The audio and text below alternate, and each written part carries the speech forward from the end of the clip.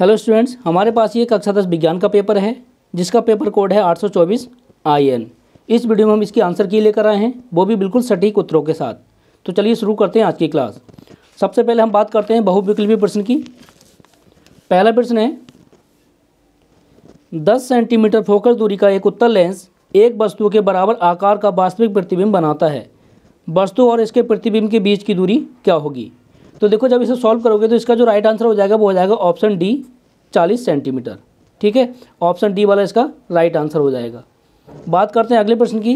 तो अगला है, एक उत्तल दर्पण द्वारा उत्पन्न आवर्धन सदैव होता है एक से अधिक, एक से कम, एक के बराबर, एक से अधिक या कम। तो बात करें हम उत्तल दर्पण की, तो इसका जो आवर्धन होता है वो सदैव एक से कम होता है। ठीक है, ऑप्शन बी वाला राइट आंसर हो जाएगा एक से कम। चलिए देखते हैं अगला प्रश्न। अगला है, एक अभिसारी लेंस की फोकस दूरी 20 सेंटीमीटर है, इस लेंस की क्षमता होगी। ठीक है, तो देखो फोकस दूरी का फार्मूला आपको पता है, क्या निकालना है इसमें, क्षमता निकालनी है। तो क्षमता P बराबर होता है 100/F। ठीक, फोकस दूरी सेंटीमीटर में तो 100/F हो जाएगा, यानी 100/F मान है 20, तो 20 पंजे 100। तो इसका जो आंसर हो जाएगा वो आ जाएगा आपका ऑप्शन सी वाला। ठीक है, प्लस के 5.0 डायोप्टर। बात करते हैं अगले प्रश्न की। अगला है, जब एक श्वेत प्रकाश किरण किसी त्रिकोणीय कांच के प्रिज्म की सतह पर गिरती है तो ये प्रिज्म से निर्गत होने पर अलग अलग विचलन से विभिन्न रंगों में विभाजित हो जाती है। किस रंग के लिए विचलन न्यूनतम होगा? पूछ रहा है न्यूनतम यानी सबसे कम विचलन किसका होगा? तो सबसे कम जो विचलन होगा वो होगा लाल रंग का। ठीक है, ऑप्शन डी वाला इसका राइट आंसर हो जाएगा। सबसे अधिक विचलन होगा किसका? बैंगनी का। ठीक, कम पूछा है तो हमने बता दिया कि सबसे कम विचलन होगा किसका? लाल का। बात करते हैं अगले प्रश्न की। अगला है, किसी पदार्थ के L लंबाई तथा A परिक्षेत्र क्षेत्रफल के तार का प्रतिरोध 4 ओम है। इसी पदार्थ के अन्य तार की लंबाई 12 तथा परिक्षेत्र का क्षेत्रफल A/2 हो तो प्रतिरोध क्या होगा? ठीक है, प्रतिरोध क्या होगा? तो देखो, जब इसे सॉल्व करोगे तो इसका जो आंसर निकल कर आएगा वो आएगा निकल के 16 ओम। ठीक, ऑप्शन सी वाला इसका बिल्कुल राइट आंसर हो जाएगा। चलिए देखते हैं अगला प्रश्न। अगला है 6 नंबर, निम्नलिखित में कौन किसी परिपथ में वैद्युत शक्ति को नहीं प्रदर्शित करता? तो देखो, वैद्युत शक्ति को प्रदर्शित करता है I²R, ये भी प्रदर्शित करता है। P बराबर BI भी होता है, P बराबर B²/R भी होता है, लेकिन P बराबर IR² नहीं होता है। ठीक, इसमें ये पूछा है कि वैद्युत शक्ति को नहीं प्रदर्शित करता, तो ऑप्शन सी वाला इसके लिए राइट आंसर हो जाएगा IR²। बात करते हैं अगले प्रश्न की। अगला है, किसी धारावाही चालक के कारण उससे r दूरी पर स्थित किसी बिंदु पर उत्पन्न चुंबकीय क्षेत्र होता है r के अनुक्रमानुपाती, R² के अनुक्रमानुपाती, r के व्युत्क्रमानुपाती या R² के व्युत्क्रमानुपाती। तो देखो, चुंबकीय क्षेत्र होता है B, जो दूरी r के होता है ये होता है व्युत्क्रमानुपाती। ठीक है, R² के व्युत्क्रमानुपाती। तो ऑप्शन इसका डी वाला राइट आंसर हो जाएगा, R² के व्युत्क्रमानुपाती। बात करते हैं अगले प्रश्न की। अगला है, हाइड्रोजन आयन H+ की प्रकृति है, कैसी होती है? तो देखो, हाइड्रोजन आयन की प्रकृति होती है अम्लीय। ऑप्शन इसका हो जाएगा ए वाला राइट आंसर। बात करते हैं अगले प्रश्न की। अगला है, धावन सोडा के एक अणु में जल के अणुओं की संख्या है कितनी? 2, 5, 8 या 10।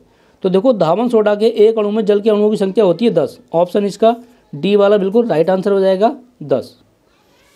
बात करते हैं अगले प्रश्न की। अगला है, निम्नलिखित में कौन अधातु है? Cr, Fe2+, Hg या He। तो बात करें इसमें अधातु की, तो ये सभी धातु हैं, लेकिन ये क्या ऑप्शन जी अधातु है। ठीक है, तो He आपका हो जाएगा अधातु, यानी ऑप्शन सी राइट आंसर हो जाएगा इसके लिए। बात करते हैं अगले प्रश्न। अगला है, धातुओं के लिए कौन सत्य नहीं है? तो देखो, मेरे हिसाब से जो इसका आंसर होना चाहिए राइट ए वाला होना चाहिए कि धातुएं सदैव सहसंयोजक यौगिक बनाती हैं। बाकी आपके हिसाब से कौन सा आंसर राइट है कमेंट बॉक्स में कमेंट करके ज़रूर बताना। ठीक, चलिए बात करते हैं अगले प्रश्न की। अगला है, प्लास्टर ऑफ पेरिस की जल से अभिक्रिया कराने पर बनता है, क्या बनता है? इप्सम, जिप्सम, चूना पत्थर या इनमें से कोई नहीं। तो जब हम प्लास्टर ऑफ पेरिस की जल से अभिक्रिया कराते हैं तो हमें प्राप्त होता है जिप्सम। ऑप्शन बी वाला इसका राइट आंसर हो जाएगा जिप्सम। चलिए देखते हैं अगला प्रश्न।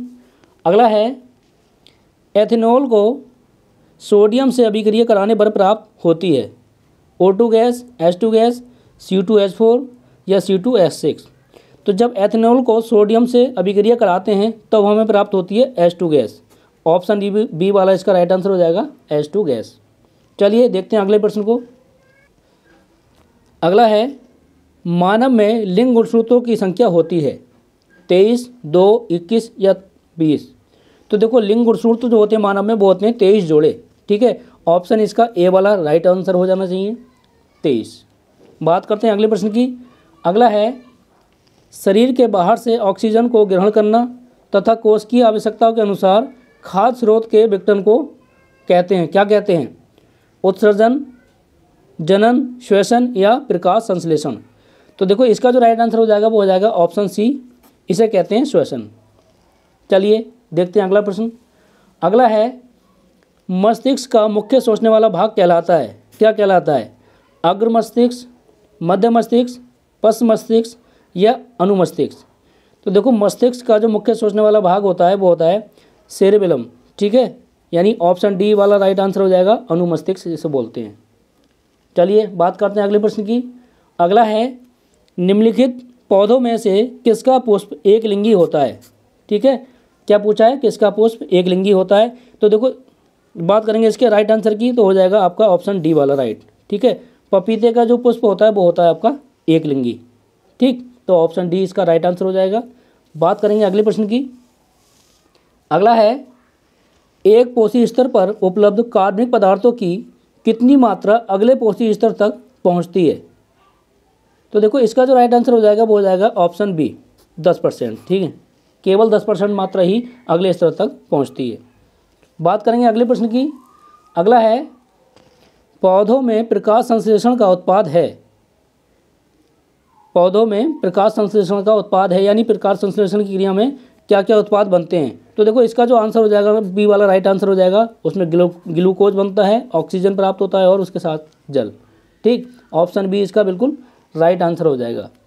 बात करते हैं अगले प्रश्न की। अगला है निम्नलिखित में एक पादप हार्मोन नहीं है, ऑक्सिन, जिब्रेलिन, एस्ट्रोजन या साइटोकाइनिन। तो देखो इसका जो आंसर होना चाहिए मेरे हिसाब से हो जाएगा ऑप्शन डी वाला राइट आंसर। आपके हिसाब से क्या आंसर इसका राइट है कमेंट बॉक्स में कमेंट करके जरूर बताना। तो मेरे हिसाब से इसका डी वाला राइट आंसर हो जाएगा। तो चलिए इस वीडियो में बस इतना ही, मिलते हैं नेक्स्ट वीडियो में जिसमें कुछ और इंपॉर्टेंट टॉपिक आपके लिए लेकर आएंगे। अगर आपको ये हमारा प्रयास अच्छा लगा हो